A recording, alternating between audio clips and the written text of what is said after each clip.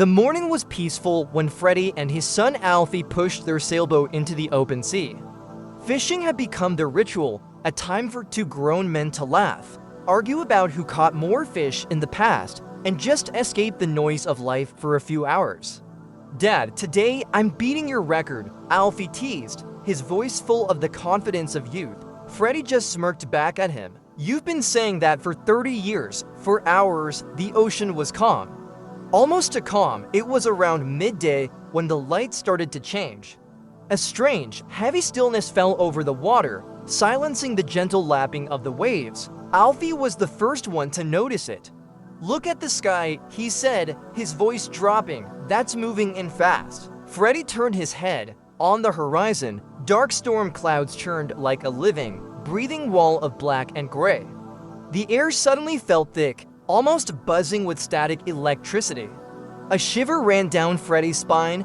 This wasn't just a squall. "Let's pack up," he said, his voice firm and urgent. Now, they scrambled to pull in their fishing lines and tried to turn the boat around, but it was too late. The wind slammed into them like a physical blow, a solid fist of air that almost knocked them off their feet.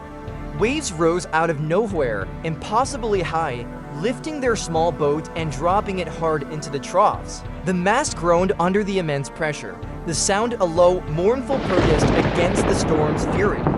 A deep, guttural roar thundered across the sky, shaking the very bones in their bodies. Alfie held the wheel with a white-knuckled grip. "This isn't a normal storm, no," Freddy replied, his eyes scanning the chaos around them. "This one's angry." And then it happened, a blinding, searing flash. A sound so loud it felt like the world was splitting in half. A bolt of lightning, thick as a tree trunk, slammed directly into the mast, exploding in a starburst of white light. The entire boat shook violently, as if a giant had picked it up and rattled it. The shockwave threw Alfie backwards, and Freddy dropped to his knees, his ears ringing. Smoke curled from the shattered sail hardware, and the sharp, acrid smell of burnt metal filled the air, cutting through the salt spray. Dad, talk to me," Alfie yelled, scrambling to his father's side and grabbing his arm. "I'm okay," Freddy said through clenched teeth, struggling to stand as the wind and rain battered them without mercy. The mast took the hit, but we're in trouble. Another flash lit up the sky, this one even closer. The storm had swallowed them completely. Rain hammered them sideways, feeling like tiny needles against their skin. The wheel spun violently out of Alfie's hands as a rogue wave hit them. The boat whirled, a half-broken toy at the mercy of the black, churning sea. Freddy forced himself to his feet and stood beside his son, his hands grabbing the wheel with him. Their arms strained together against the furious power of the waves, their muscles screaming in protest.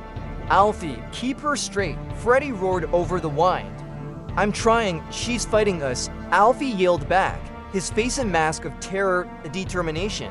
Water crashed over the sides, flooding the deck and threatening to swamp them. Every thunderclap felt like the ocean itself was roaring directly in their ears.